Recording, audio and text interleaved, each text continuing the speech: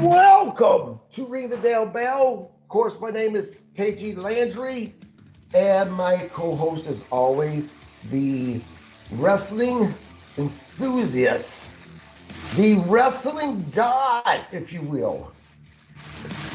My co host, Mark. How are you doing, my man? I'm doing pretty good with high praise like that. Tonight I really don't have any news, but I do have some pretty exciting announcements. For those of you all who really love independent wrestling, not just in your area, but independent in general, and you like to hear and be introduced to new wrestlers who are on the independent scene, who are obviously have that dream and hope of going to one of the two big promotions. I am going to have Jason Nemitz, who is actually a wrestler for Pinnacle Professional Wrestling here in Minnesota. Great guy. My son and I went and seen their show a couple of weeks ago, and this guy's really, really good and really entertaining. We really enjoyed it. Also, starting next week, if everything goes as planned, we will have our third um, co-host, well, my second co-host on here, um, by the name of Cameron Cox. If that name sounds familiar, it's because I interviewed him a month ago, maybe, might have been 3 weeks to a month ago. He is actually out of Tennessee. He is also a professional wrestler on the independent scene, a really nice guy. He's going to be joining us next week, and I'm excited about that because I've been looking for a third person to join us so we can kind of have a panel. And as well as I've been looking for someone who's a professional wrestler because that way, the things that people like Mark and I see, of course, we're fans, and it's going to be interesting to hear how Cameron views things because he's so experienced with what's happening within the ropes and also what happens behind scenes within professional wrestling. So I'm pretty excited about that. But let's get into it. Tonight is the recap for Wednesday night Dynamite AEW. All right, so getting on to the third co-host or whatnot, he'll give a different perspective because of his inside view. Absolutely. I'm definitely looking forward to that. All right, you'll have to forgive me. I forget where AEW took place last night, but it opens up with Hangman and Christian versus Jay White and Juice Robbins. So during the match, Hook comes out and takes out Nick Wayne. He takes him out of the arena. Uh, Later on in the match, Kip hits Juice with Cage's title shot case, I guess you'd call it. It's not a standard case, but Right. um, Page does the Lariat Buckshaw Buckeye. and pins Juice. Yeah, this match, one, it was a decent match, but you could tell that Hangman and Christian wasn't used to working with one another. It wasn't as smooth as, say, your Jay White and your Juice Robinson. But it was an entertaining match. I didn't hate it. I'd probably give it 2.5 stars out of 4. Yeah, I mean, I don't think it added to their storylines. I really don't. But like I said, it was an entertaining match. I didn't understand the logic behind teaming the two of them together. Well, the fact that, and was interesting, Jay White and Hangman Adam Page both have issues with Jay White, right? I don't understand why, if storyline purpose wise, why didn't they have Jay White having an issue with Juice Robinson, right? And then Hangman, of course, his issues with Jay White. Then that tag team match would make more sense. It really would. But since Jay and Hangman only has a problem with Jay White, You're right. It didn't make sense why this tag team match was happening. Now hold on now. I think 6 weeks back or something, I think there was something with Christian Cage's group interfering with a Jay White match, so that might tie into that, but I can't recall.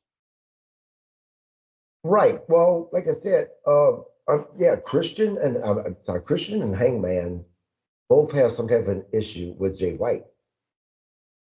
And that's what I'm saying. The tag team match, as far as making sense, it didn't make sense because there you have, Juice Robinson, of course, and I get why he's there. He's, White's partner, but I don't get it. I don't get Tony Khan's thinking. Again, I think that it would have made a lot more logical sense if, say, Christian would have had a problem with, Juice Robinson, and then Hangman has a problem with Jay White type of a thing.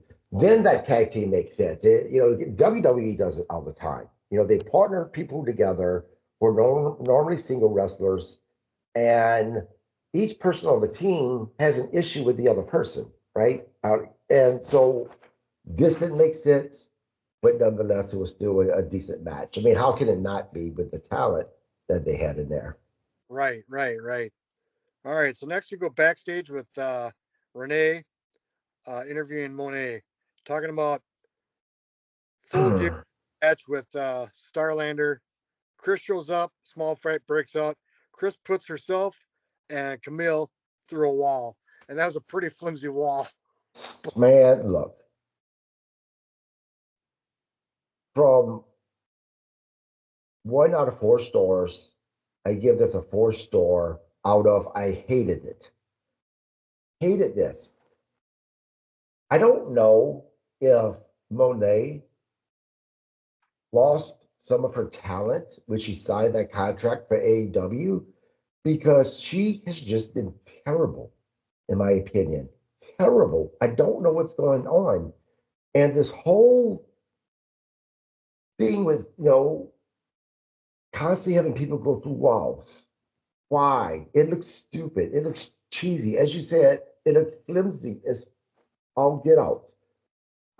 Yeah, just this didn't work for me whatsoever. I don't know what's going on with Monet. And something else I'm getting sick of is why is it that every time we have a backstage interview in AW, there always has to be a fight? Always. You know, drives me nuts.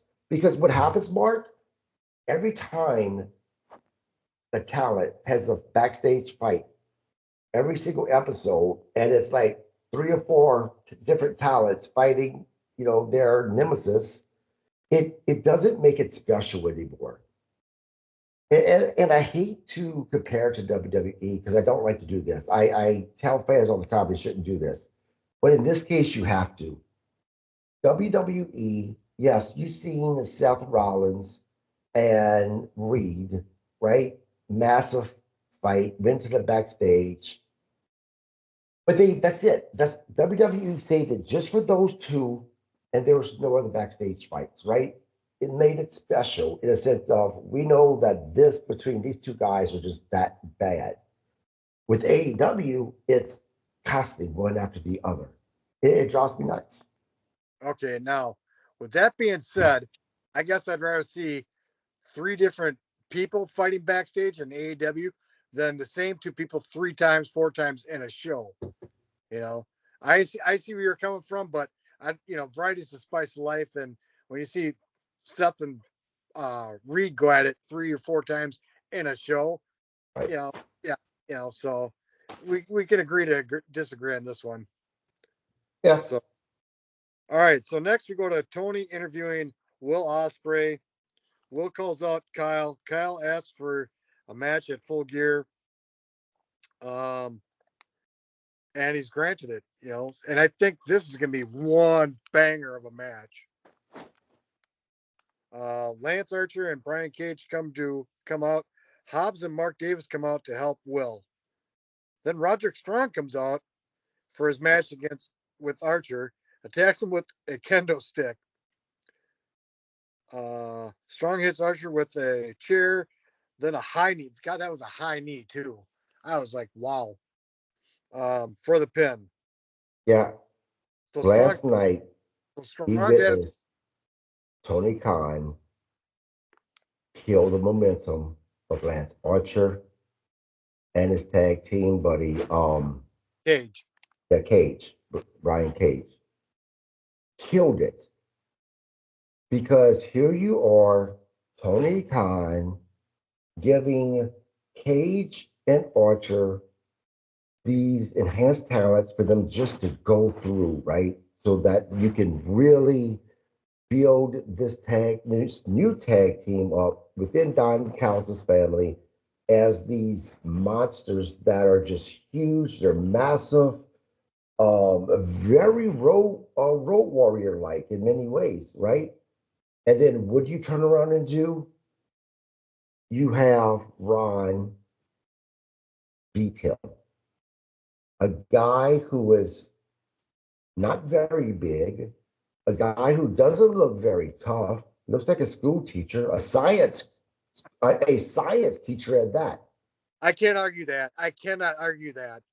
And you have him beat one of the baddest men, supposed to be one of the baddest men. Why? If you're going to do that, why spend all the time building up Lance Archer and Brian Cage to be these monsters? Don't Oh, understand it. now look at it this way too. Now Lance has done a lot of work in Japan. Both Will Ospreay and Kenny Omega have beat him. I think Chris Jericho has beat him. I think. Okay. Yeah, you see, and that's the thing. Brian Cage was basically an enhanced talent for quite a while with AEW. He was getting pinned. That started happening to Lance Archer. What did they have to do? They both disappeared. Yeah, I get Brian Cage went to ROH. Yeah, but there's only a small group of fans that's keeping up with ROH now since Khan has bought it, right? You can pretty much say that Cage and Lance Archer kind of disappeared off of television for quite a while. And they had to do it in order to have them come back to reestablish them. Yep. So again, you spend this time reestablishing Lance Archer being what? The murder hawk, Lance Archer. Brian Cage, I mean, this guy, size wise, is in the same lane as Steiner, right? But I think he's a better wrestler than Steiner because the guy can move and do crazy shit for his size. He really can. No, see, now that's where I disagree. I think I think Scott before Papa Pump was a much better wrestler than Cage. I think Steiner, when he became Papa Pump, still could do some pretty outstanding stuff. He didn't do it as often, but he still could do. I mean, to see a guy at 280, 300 pounds do a Frankensteiner, I'm impressed. Now, I'm not saying Cage can't do that. I think he can. Um, but Cage lacks the personality that Scott Steiner had. Well, see, and I agree with that, but I'm talking about move set. In the ring, move set, Cage beats Big Papa Pump, Big Papa Pump move set. Yes, he do the Frankensteiner, and there's a few other things he could do. Have you ever seen Brian Cage on the independent scene? Yeah, I saw him in Lucha Underground. I mean, this guy can go. The point is, you have these two come back now as a tag team, now with Don Callis, and you have Lance Archer get beat by Ron, his Roderick name, last name, Strong, Strong. right? Again, why? And the reason why I say that Tony Khan killed the tag team period is because once you do this to one of the people in the tag team, you might as well have done it to Brian Cage too. Just my opinion. I think that he just killed that momentum. Now, here's my line of thought. Yeah, they kind of roasted them too. I'll give you that. Um, you know, if they're not listening to Don Callis and all his years of experience, or talking to Scott Demore, who was released from TNA with years of experience, you know, that's just foolish. All right. Now Don Callis is no Paul Heyman, but he's no stupid idiot either. Right. Well, Don Callis is a much better manager than he was wrestler. That's for sure. I don't know if you remember him way back in the '80s. Oh, I don't. I terrible. don't remember Don Callis as a wrestler. I don't know. He didn't go by Don Callis. I remember. I can't remember what he went by. He had long hair, but he was terrible. Yeah, I know Terrible. him as Cyrus the Virus. You know, but I don't remember him as. If I saw him wrestle, I might recognize him, but I have no recollection of him wrestling.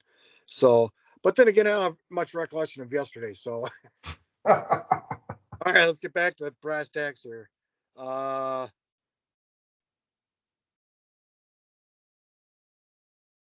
uh, Tech, Takeshita. yep. Comes out to attack Strong. Cole comes out. Match starts for Cole and Takesta. Takesta puts on the Dynamite Diamond Ring, hits Cole, and pins Adam. No I three-way match. This shocked me. I was really surprised. Now I was happy to see Adam lose because I think Takeshita is a better wrestler. But this really threw a curve for me. I wasn't expecting. I was expecting him to get it and to be a three-way dance. Um, I was kind of thrown in a pleasant way, but I was thrown. Yeah. Well, it was a mixed reaction. One, I agree with you that Takeshita definitely needed that win after last week taking the loss, right? So I'm glad that he won. But at the same time, no offense to Ron Strong, right? None. But come on, is a match with just him against MJF really a pay-per-view type of match? No, no, it's not. No, So, not at all. anyways, And I was shocked by that because I was looking forward to Adam Cole, MJF in a three-way match with Ron Strong, right? I was. But just Ron Strong and MJF, I have this much interest in that. I yeah, don't care how much, I don't care how good MJF is. This much interest. yeah. Well, I think it's that slow burn quotes, you know, to prolong the Adam Cole match. I don't know why they're prolonging it. I think a three-way dance between the three of them would have been spectacular. Would have been second to what match was I just raving about a minute ago? Oh, You talking Brand about, Fletcher. yeah, yeah, You know, Kyle Fletcher. yeah. I think a three would have been a much better. Right, But again, it was a swerve I didn't expect. right. Well, and here was my thought. I'm wondering if they're really going to have Ryan Strong do a heel turn, which this babyface turn that they had him do, it's like I don't even really recall what was the big babyface moment that he had, as the heel to turn him to the babyface, with the exception of coming out when Adam Cole first made his first appearance, right? It was promo. Other than that, it was a terrible turn from heel to babyface. But nonetheless, the United Kingdom is their babyface group now, right? I am wondering if this is going to lead to the United Kingdom with Ron Strong, obviously, turning heel against Adam Cole, and then the new member of the United Kingdom being MJF. Interesting prospect. What threw me is after the match, Roderick comes out to help or to attack Takeshita, gets a low blow. That looked like a solid low blow too. Actually, he's so. Anyways, Kyle O'Reilly comes out. Now Kyle O'Reilly's tied to these guys in the past, but in Ring of Honor and in NXT. I don't think Roderick ever made it to NXT, did he? No, but let's stop for a second. You just mentioned Kyle O'Reilly. Kyle O'Reilly. This is the thing. If you remember last night, Kyle O'Reilly kind of turned his back, refused to shake Adam Cole's hand, right? To me, that's a very clear sign that if United Kingdom turns on Adam Cole, MJF joins, then O'Reilly is going to be the one to come Him and Adam's going to kiss and make up, and those two are going to be fighting that the United Kingdom. If that happens, they're obviously going to bring in two other members. I'm curious to see who that would be. Yeah, I am too because Bobby Fish was tied to them guys in NXT. Bobby Fish, I think, got fired for trying to poach wrestlers. I think, if I remember right, but he got fired and he went to TNA briefly, but I haven't seen him in months. Yeah, So and it's interesting that you brought him up. There has been a little bit of a rumor that Fish is on his way back to AEW. And if he shows back anytime soon in AEW, then I'm going to say I told everybody this was going to happen. yeah, it, Because if Bobby Fish shows up, then you know that it's going to be a feud the United Kingdom against Cole, O'Reilly, Fish, and one other person.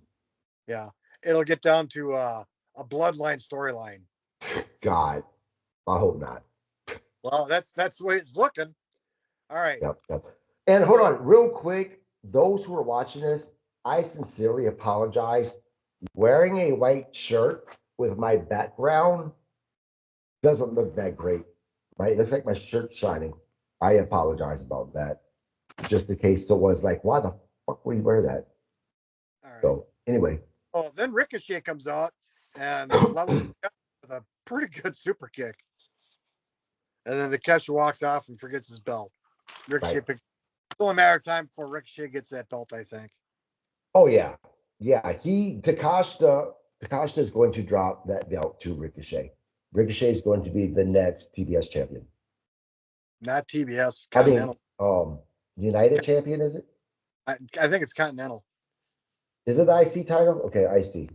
Yeah. Well, they got two belts that are so close in name that I forget who they are. Right. So But Mark, this is the problem with AEW. There have been so many belts that meant nothing that it's hard to keep track of who has what.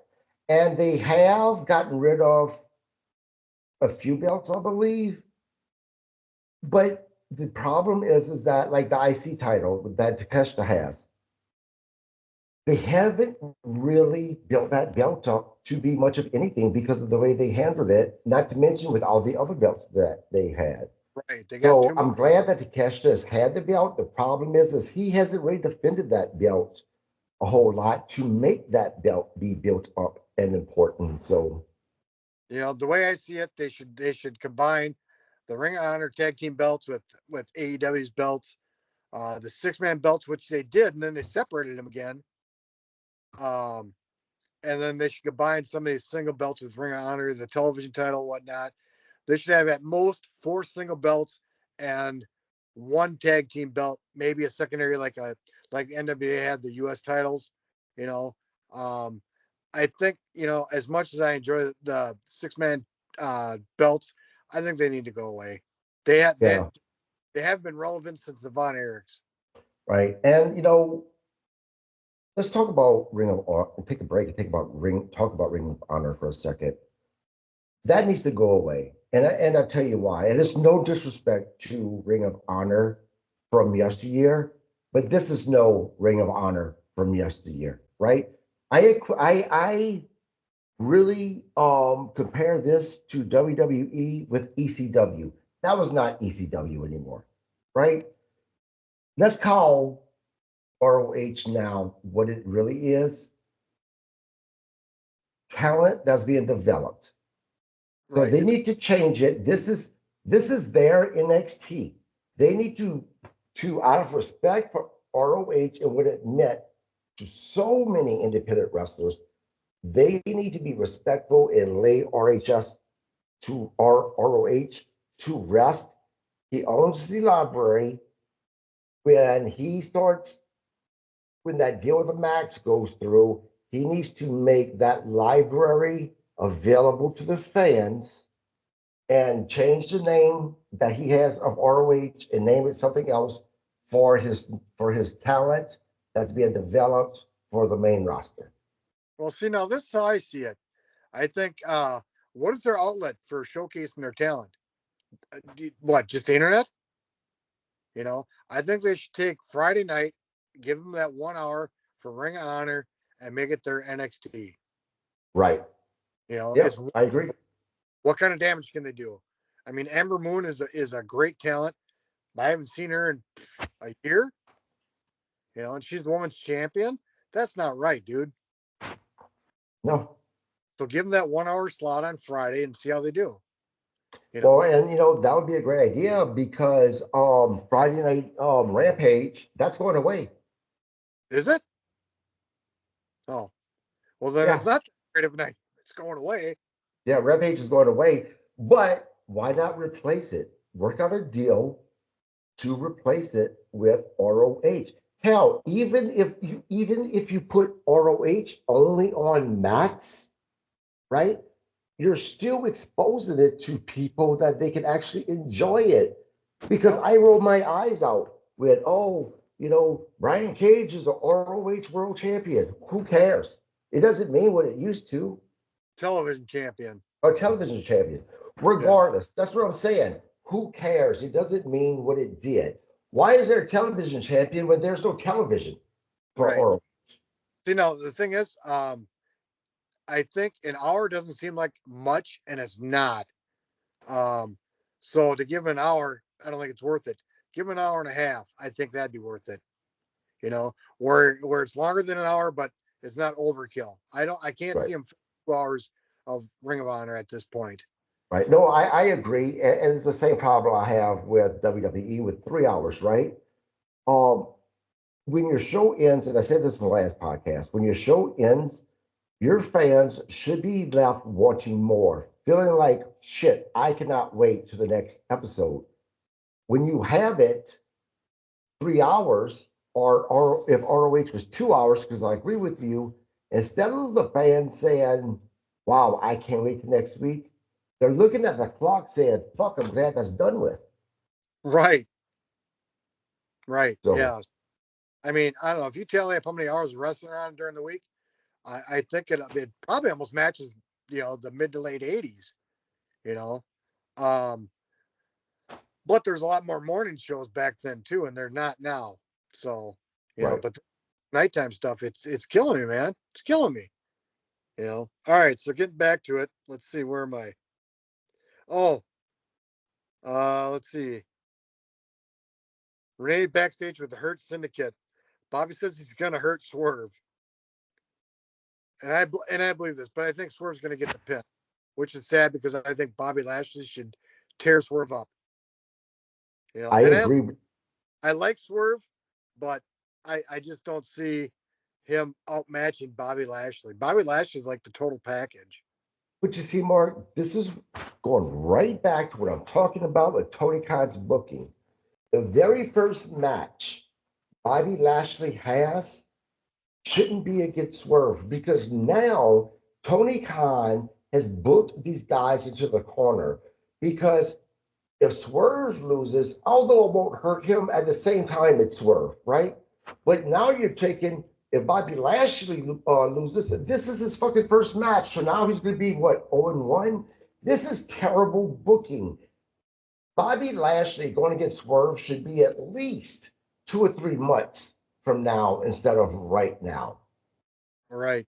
I think this is just a dumb booking. Yeah. Well, there's no lead up to it other than a verbal, "Hey, Right, I can take you out." No, you can't. Come on. All right, let's settle at full gear. Settle what? There ain't been nothing. right, right. So, all Have right. Bobby Lashley come in and beat Chris Jericho. Have him come in and beat some of these other talents that if he beats them, it doesn't hurt them. Don't put him in a match with Swerve right now. Yeah. It's terrible. All right. So right before that was a clip of showing the Death Riders, the former BBC or not BBC, uh, BCC. BCC. All right, and I'm sorry, they'll always be BCC to me. This Death Rider crap is lame. Sorry. Uh, so after the interview with the Hurt Syndicate, Death Riders come to the ring. Mox claims he will smash Orange Cassidy, to stomp his face in the hamburger to the point where his mother won't recognize him. I thought that was pretty creative, actually. Orange comes out with Ramiro and Briscoe. Next week, there's going to be a match with Wheeler and Orange. Terrible. They are look. It seems like the title, the World Heavyweight Championship that Moxley has, is secondary to these two men. And I think I said this last or the last podcast. They're fighting over Willa. It's like Willa is young, Moxley's young boy that Orange Cassidy wants. And for those of you who don't know what a young boy is, go use Google. You figure it out. It's basically Willa's his bitch, and they're fighting over Willa. You know, it's terrible. And then did you see that as Orange Cassidy was talking and Willa Yuta kept on saying something, Claudio kept on looking at him and telling him to shut up. I mean, it's like, where are they going with all of this? It's gotten dumb. And I keep on saying it, and we're going to keep on saying it. Why, after 5 years, has Moxley decided he absolutely hates AEW? Yeah, I get it, Mark, because he doesn't like the direction AEW has gone in. So that means that he's going to hate every single person on there who is AEW. Motherfucker, you're AEW. Right. Well, it's to create a storyline. All right. Now, getting with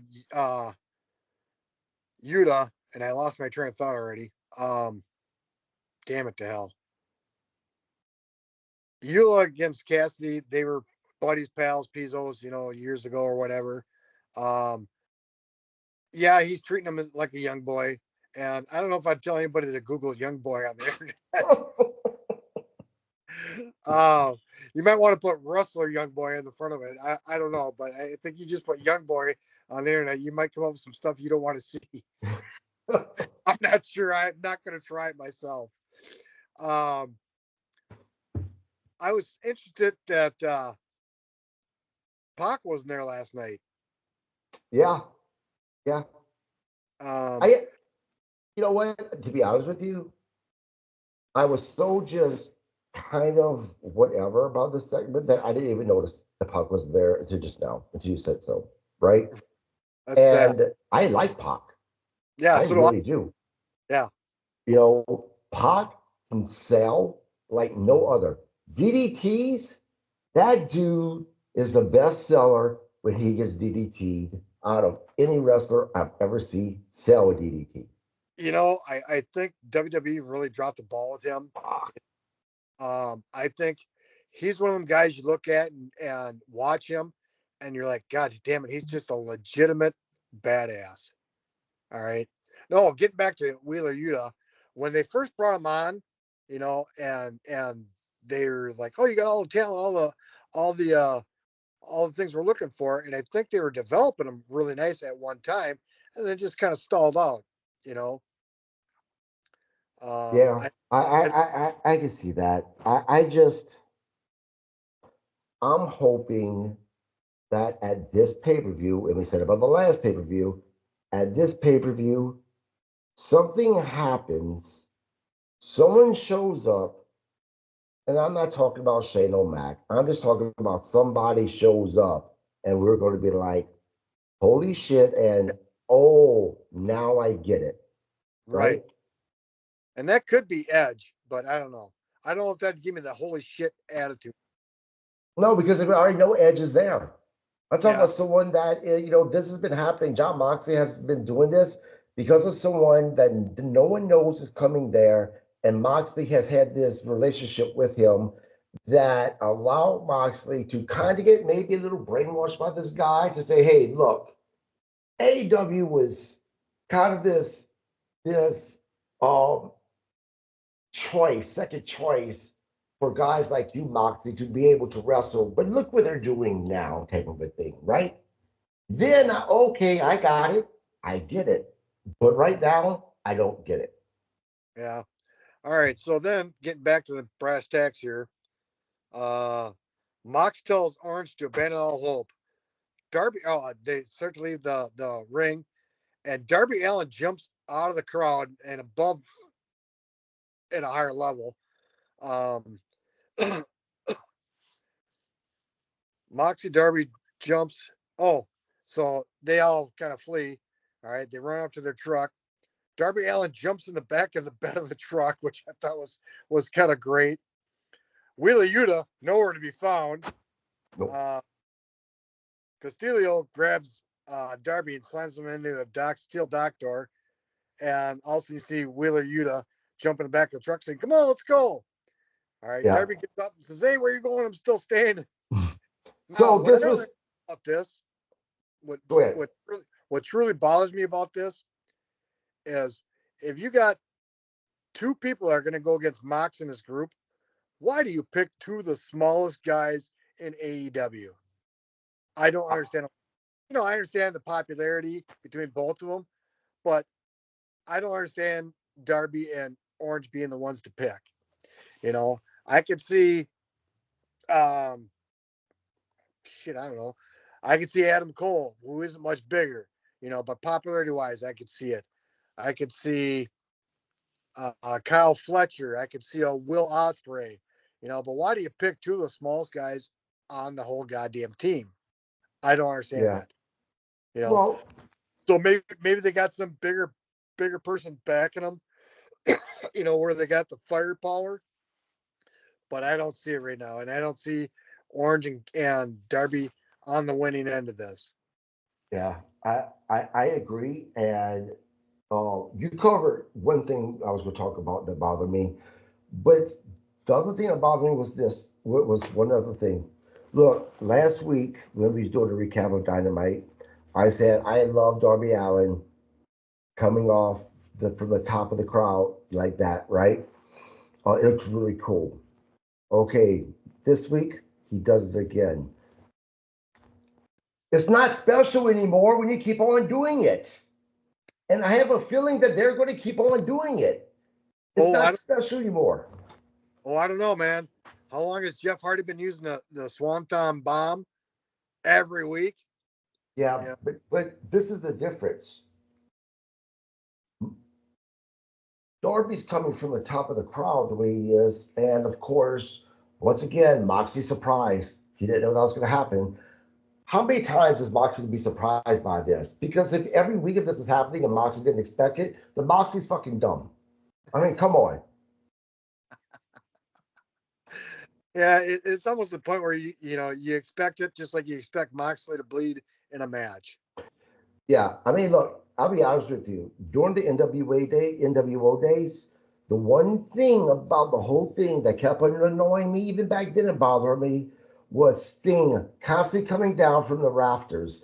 And after 6 months of it, and NWO, those guys still acted surprised. What? I mean, what the fuck? Little shit like that bothers me because it's It's not exciting. well, it's not only that. It's again, I know that obviously professional wrestling is predetermined. Us fans supposed to dismiss our suspend our beliefs, but at the same time, it's don't challenge my intelligence either. Though I mean, if this was real life shit and someone jumped out of a tree and attacked me, and it happened twice, you know what would happen now? Every time I walk by there, I'd be looking in the fucking tree. Right. So Okay. So next we go to a recap of Learning Tree match the previous week against the Conglomerate. All right. Then they go right into a interview with Learning Tree. Uh, Yishi has challenged Chris Jericho for Ring of Honor World Title. Chris accepts. this is going to be a good match. Believe it or not, I'm looking forward to this because they even showed the last time they met. Ichi, he had such a brutal chop to the chest that blood that was pouring down Jericho wasn't from head, it was from his chest being just ripped open, right? This is going to be an awesome match. I don't, I haven't liked Chris Jericho in the past, I don't know, year or so maybe. But if we get a real Chris Jericho for this match against Ichi, this is going to be phenomenal. And this has the potential to absolutely steal the show. It does, but it won't because they won't allow it. All right. But yeah, no, it's got all the potential to just got, 5-star all over it, and you won't see it. You won't get it. And unfortunately, you won't. It'll be a 7-minute match and it'll be done. Right. That's a Probably. shame. You know, Yep. well, you also got to look at both Chris and Yishi are not exactly young anymore. You know, No, no. so but yeah, Yishi, man, I'd put him up against Hawk or Animal, and I bet he could fare his own. Oh, yeah, Yeah, yeah. He I is think. good. He is good against any heavy hitter because he's a heavy hitter. He's a Yep. very stiff worker, and you can tell that he's a stiff worker. So you put two stiff workers together, man, you are having one hell of a match where they're beating legit beating the shit out of one another. Yeah, but I don't see Chris as a stiff worker. I see him raising his game for this match, and I think Chris can be a stiff worker. He's been in Japan enough to know that these guys don't play when they don't want to play, and if you step on their toes, they're gonna whoop your ass. Yeah, You know. well, I've heard a lot of interviews from different professional wrestlers who's gotten in the ring with Chris Jericho. And they've said, believe it or not, Chris could be a very, very stiff worker. Um, but you're right. I think that they won't allow them to steal the show. And it just depends on which Chris Jericho we get in that match. I mean, it really does. He needs to come out as the character he was in Japan, and I can't remember the name he used. Um, but if he comes out with that face paint and whatnot, that'll raise the bar. It's almost like Finn Balor and the Demon. Yeah. Well, even if he comes out as the Lionheart Chris Jericho, Mm, I think that's dead and buried, to be honest. probably, but I'm just saying, if he did, that would also mean that we were going to have a good match. Yeah, yeah, yeah. All right. So next we go to Britt Baker comes in the ring for a match versus Penelope Ford. You know what? I like this match, but I didn't like the ending. I agree. And I'll be honest with you, I was wondering, I mean, if Britt Baker loses this match, then my thought would have been, man, what does she do to really piss off Khan that he has her losing matches like this? I'm glad Britt got the win. I think she needed it. And I would love if they took that belt off of Monet and put it on Britt Baker. Or took the women's championship, world championship belt and put it back on Britt Baker. I think Britt Baker, bar none, is probably one of their not maybe the, but at least one of their best top card female talents. I think, as far as on the mic, I think she's phenomenal. In the ring, I think since she's been gone, I think she's lost a step, and I don't think she has the commitment to really give AEW the commitment they need. So I could see, you know, her taking the TBS title, but I can't see the world title. She just can't give that commitment. What commitment are you talking about? When was the last time you seen these titles on live television being defended? Touche, touche. All right. Actually, I like Penelope Ford. I really wish she would have won, and I thought she had a chance there until Britt reversed the move. Um, but her reversing that move and getting the tap looked really really sad.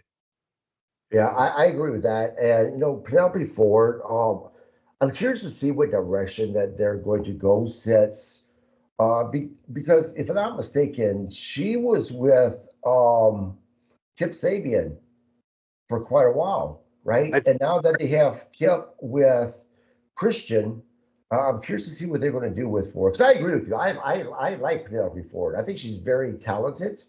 I think that she is another top card wrestler, but not if they don't build her character to start winning matches.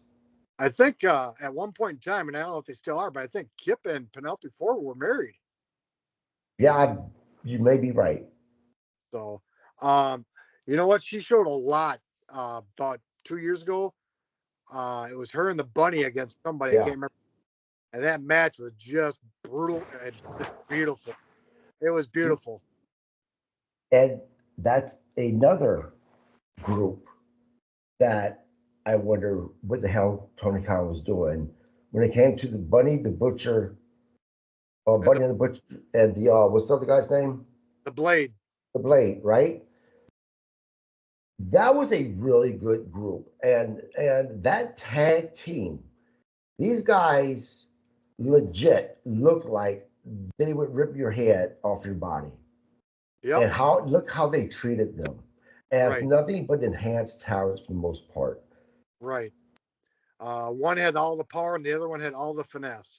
Yeah, absolutely. You And then know. you add Penelope Ford to it, Yep. man.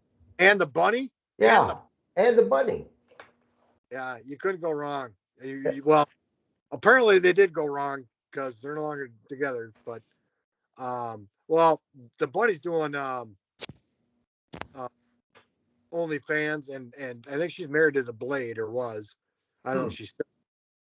So I think once her contract was up and she did OnlyFans, he just said, "Well, I can kick back," you know. But he was a hell of a talent. Yeah, I agree. I don't know what the issue was. I really don't. But I would not let them get away. No, I wouldn't either. You know. All right. So next we go to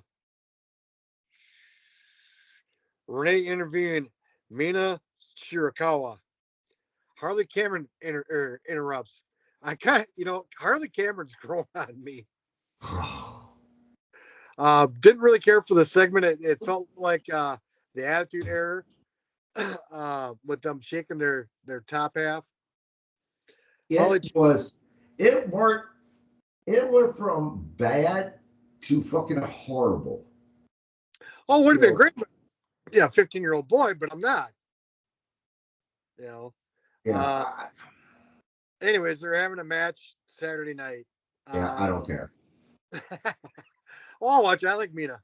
I like Mina, I and like I don't. said, Harley Cameron's growing on me. I think I, without um, I want to say Paige, but Soraya, I like that they're still using Harley. Um, so next we go to Swerve's match with Leo Rush. This oh, surprised this surprised me. Leo Rush is quick as a hiccup, but you know what? Swerve kept up beat for beat. And when he went over the top rope and did a handspring onto the ground, I damn near shit myself. I was like, fuck, this that was a move. That was a move. this this was the match of the night. No, no, no. Scratch that. This was the match of the month on Yep, Dynamite. absolutely. No, Wow. that was match of the month out of anything I've seen this month. Yeah, you're right. I mean, that was absolutely tremendous. And you know what? This is for Leo Rush. And I tell you why. I tell you why. Because it's about time that somebody recognized the talent of Leo Rush. I get it, he's a small guy, but holy shit, Leo Rush can fucking move and he can wrestle. He really can. So that phenomenal match, man. Um, the only problem with Lilo Rush is Lilo Rush. He's got an ego that and a mouth to back it up. Now, I won't discredit the guy. The guy is, like I said, quick as a hiccup, and as far as wrestling ability, the guy's a solid 8, 9 out of 10 easily, easily. All right. Now the fact that he wants to pull off a Seth Rollins get up, I'm not impressed. But no, I gave Leo all the props last night because man, that was a match. But Swerve really upped his game, and like I said, matched him speed for speed. And there isn't too many people that can match Leo Rush for speed. I don't think I've seen too many people that can do it.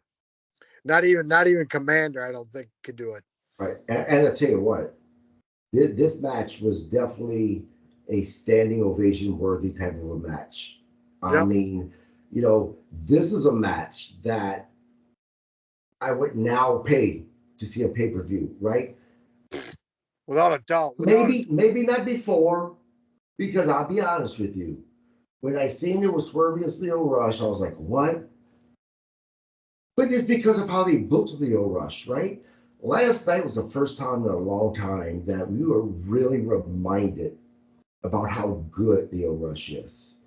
And I really hope that his bookings from now on is up there, you know, towards the top of the card instead of being stuck as more of the bottom. Um, Now he pinned Commander the other week. Now, Hmm. doesn't that end Commander's undefeated streak, or was that somebody else? No, somebody else. Oh, To, then to it's me, Commander's good, but he's constantly losing. yeah. Um, so it wasn't that big of a deal. I mean, maybe on Collision or I think that was that match. Oh yeah, that was on Friday night. So yeah, on Collision, right? Yeah. Maybe that's a sort of a big deal when Collision because I think Commander does win a lot of the matches on Collision, but I know on Dynamite, Commander will lose, most of the time. Oh, So all right. See, now I got him confused with the other uh small guy that beat it. I don't yeah, I can't Photon. remember his name. I can't remember. So next Swerve calls out Bobby Lashley and then gets dropped by Dalton. Shelton, Now I don't know why you don't see this coming. You I know, agree. it's kind of like Darby Allin jumping off the balcony. Yeah. Come on. You see 2 out of 3 guys. The third guy's going to come out and drop you like a bad habit. But at least it is easier to believe that Shelton Benjamin could kick Swerve's ass versus um your boy jumping off the top, Darby Allen jumping off the top and beating John Moxley or even Claudio. That's ridiculous. That's just ridiculous. All right. So, anyways, Swerve takes a beat down. So that tells me Swerve's going to win the match at Full Gear. Next, we go to an interview with Jamie Hayter, and who I think the world of. But No, wait. what I missed? If What? that was if last night was their go home show, then maybe I would agree with that. But last night wasn't their go home Dynamite show. The pay per view is a week from Saturday. Yeah. So the wrestling rule is come this coming Wednesday night. If they get attacked and Swerve gets his ass kicked, then more than likely Swerve's going to win. But there's still a chance that Swerve's going to get his payback next Wednesday on Bobby Lashley or whoever, and he's the one walking tall, which means that Bobby Lashley hopefully will win. But I do agree that Bobby Lashley is going to take the loss at the pay per view, and I hope I'm wrong. We'll see. Well, I think that's where you're going to see the fourth member, whether it's Lilo or somebody else. I think you're going to see a fourth member. It's not going to be a clean win against Bobby. It'll be a DQ. So, it's not going to hurt Bobby as much, but still. Let me say it. This is going to sound funny because I was just singing the praises of Lilo Rush. I'm going to not be happy if Lilo Rush is the next member, only because if you look at the guys on the Hurt Locker or the Hurt, what do they call themselves? Yeah, Syndicate. These are some pretty big buff guys, right? Lilo Rush would just look weird in that group. Sorry, just being honest. So you don't see him as Darren Anderson, enforcer of the group. Maybe if he was going against who's the little fella on WWE? They had the storyline that he was Vince's son. Oh, Hornswoggle. Or yeah, maybe if he was the force over Hornswoggle. And as good as Little Rush is, I am sorry. If it came down to them facing someone like Brian Cage or someone like that, I mean, come on. Yeah, but you know what? You gotta like the fight in this kid. You do. You gotta like the fight. You know, Sure. Someone can always have the fight. Doesn't mean that they're gonna get the snot kicked out of them. true, but Especially in the enforcer role. Come on, man. Really? I had to throw that in just to throw you. All right. So next we go to an interview with Jamie Hayter, who I love, but I'm not too keen on this new look that she's got. All the talent in the world, all the ability in the world, not bad on the mic, believable as far as she can back up what she says. Oh, you know what? Skip back. Hold on. Serena D came out at the end of Yeah, Britt Baker's match, so you're going to see them have probably a second and a third match. Serena D, I think being misused. I think she's a hell of a talent on the tail end of her career. Give her a world title already. Give her a world title. I agree. So, anyways, Hayter was interrupted by a Julia Hart vignette, which really, Oh, I popped. huh? I popped for this. Yeah, and but she wasn't as dark, so they got to turn her dark again. Well, I mean, you didn't notice during the vignette she had blood on her shirt, and then during the vignette some freaky shit was happening. Yeah, but she was all acting all surprised, like, "Oh, there's blood on my shirt," Yeah, like she had amnesia or something. yeah. I didn't pop because the vignette was that great. I popped because this means that she's coming back. And out of all of the women there, and I don't know why this means something to me, but her entrance is the best entrance on AEW in the women's division. Yeah, I love her entrance. when she's dark. Yeah, but she's dark. Yeah. Yeah. I don't know. I love that fucking song that she comes out to. I can't remember it. So, anyways, I think they've got her where she was brainwashed. Now she's not. Now they got to brainwash her again. I'm not sure. Because I to don't me, know because they had what's his face telling her it's time to come back home. right. Yeah, but again, it's almost like she was portraying that she had amnesia, like she was waking up from a dream or something. Maybe. We'll see. Yeah, we'll see. We look forward to it. Yes. So next we see Private Party come out to watch the match between House of Black and did they rename House of Black? Because they were using a different name last night. Yeah, I can't remember what they were calling him. I don't know. Maybe. Yeah, well, it's like the BCC, House of Black should be House of Black. I don't care what you want to Right. call them. They're House of Yeah. Black. So, anyways, after a good match, uh, House of Black, Very good match. Let's stop for a second. This match was so damn good. If it wasn't for Little Rush and Swerve, this would have been the match of the night. yep, absolutely. Um, I was surprised about how good this match was. I was also so surprised about it. I was sure that FTR was going to take this. Absolutely. And when I seen the end result with the House of Black, man, I cannot tell you how happy I was. And I hope nothing against Private Party, nothing against them. But I am just a huge fan of House of Black, and I think they have been misused and have been booked poorly. So I really hope that this is their time that they're going to get those belts. Right, absolutely. Um, Speaking of which, Black has claimed that there's no truth to any rumors of him going back to WWE.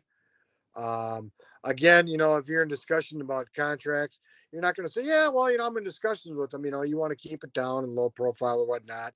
It's really hard in today's internet, but whatever.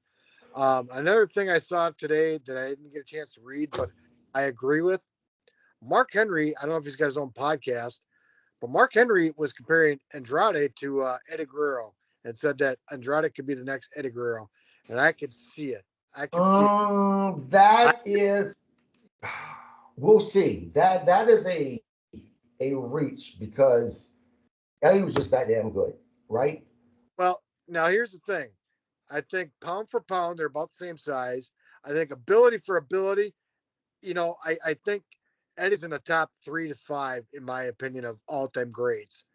Um, and as far as ability, and Kurt Angle will back that up too, I think. Hmm. Anyways, I think Andrade's got the ability, but he doesn't have the same mic skills. He can't pull that crowd in like Eddie pulled them in. And Eddie can pull you in whether he was face or heel. You know, Either you love to hate him or you just plain loved him. You know, his vignettes with his nephew, priceless, priceless. You Yeah, know, and the thing about Eddie too is, I mean, look, you know,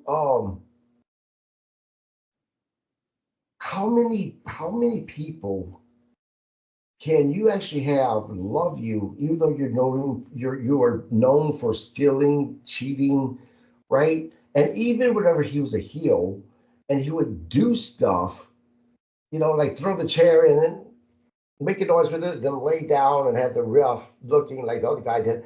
Even as a heel, you're laughing at it because he knew how to work those camera angles with the facial expressions to make, right?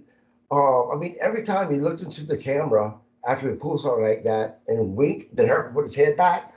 I mean, come on, that was just gold, Yeah, gold. and that's the thing that Andrade, Andrade can't master. He can't duplicate that. I don't know anybody that. Well, our truth probably or could come close, but other than that, I yeah, can't anybody that could duplicate what Eddie does or did. yeah, You know, yeah. Eddie was I just a one of a kind performer. yeah, You I know, I agree. But yeah, going back to AW, I would you think that they are going to take the belts off of Private Party this soon? you know, I think them guys have been there long enough that they might go another month or two. But then again, they don't look like. I mean, they they've got all the skills, but they just aren't that imposing or that threatening looking. I think they're a feel good story. You know, and so I think there's a good chance, depending, or they're having a 4-way match at Full Gear. Yeah, Yeah, I don't see them walking out with it. yeah. We'll see. I mean, look, Private Party, they're phenomenal in the ring. They really are. Their mic skills, it could be improved some, but they're not terrible. But I wouldn't call them great. But there's just I always talk about this disconnect. I don't know why there's this disconnect that I cannot get into them that much. I'm not saying that I don't enjoy watching the matches because they're good. I'm saying that there's something about them that is stopping me from really getting invested into them. And I have to believe I'm not the only one. I know that they got a pretty loud pop when they won the belt, but that's because it was a feel good story, right? Yep. Other than that, if you really go back and watch them, watch their interviews, watch when they're coming to the ring, the crowd's not that loud for them. Yeah, no, they're phenomenal talents, but yeah, there's some sort of disconnect where you just can't get behind them.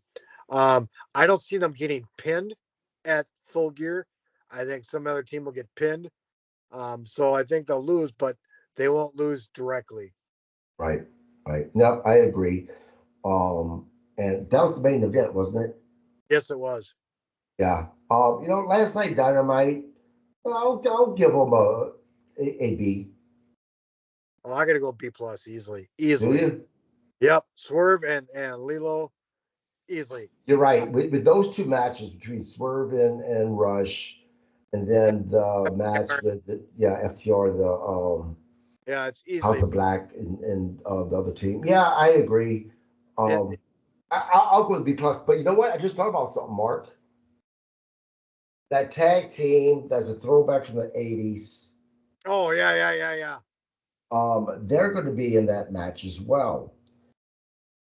Part of me believes that they're going to actually take the belts just because because look, these guys aren't new to AEW. They've been on for a while, but for some reason, the fans just latched on to them. Yeah, they eat them up. So I am predicting that they're going to be the new tag team champions. You know what? I'm not going to argue that. Yeah, there's something about these guys, whether they're miniature Hulk Hogan ripoffs or whatever. I don't know, but there's something about them. Maybe it's because I'm an '80s kid or whatnot, but there's something about them you just can't help but root for them because they're one step away from just being jobbers. You know, so yeah, they're the underdogs, and yeah, I could see them sneak a win. And Well, now you're taking it a little too far. Again, I said that they were going to win. I didn't say I like them. I hate them, and I oh, think that so I far, think I think that and again, when I say this, I'm not talking about their ability in the ring. Talk about their gimmick. I think it's just that it is a terrible gimmick. I don't like it whatsoever. And you I'm know, an '80s kid too.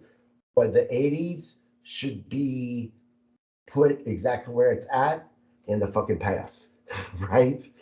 Uh, Yeah, I don't like them whatsoever. oh God, you're so wrong. Anyways, didn't they have a woman come on with them a while back? I'm not sure. I thought they did. You know who they need, and they'll never get it because she's dead. Sensational Sherry. They Who's need that? Sherry. Oh, oh my God. Don't tell me she wouldn't elevate them guys. Oh, Don't tell me, but absolutely she would. I'm not real sure if they were coming out with a woman, because I'll be honest with you, before we started doing this podcast, if they were involved in a match, I either went up to do whatever I need to do or a fast forward it if it was recorded. yeah, no, I think they had a young lady with them for a little bit, Yeah, maybe. But 2 3 yeah, weeks, nonetheless, I'm predicting that, they're going to put the belt on these two guys. because it's a feel good story, brother. I hate feel good stories. All right, that's our wrap up for tonight. Or that's what I Absolutely. And Mark, what do you always say? ring the damn bell, brother. And this is the thing, guys. Again, I'm going to have an interview with Jason on Thursday. Be watching for me to publish that. As always, we will be back on Saturday for SmackDown's recap. Please subscribe to our channel. I really, really would love the support that you guys give me. I appreciate all who watches the videos. But while you're watching it, again, please subscribe to our channels. Until Saturday, you all have a great one. And once again, ring the damn bell, everybody. Everyone have a good night.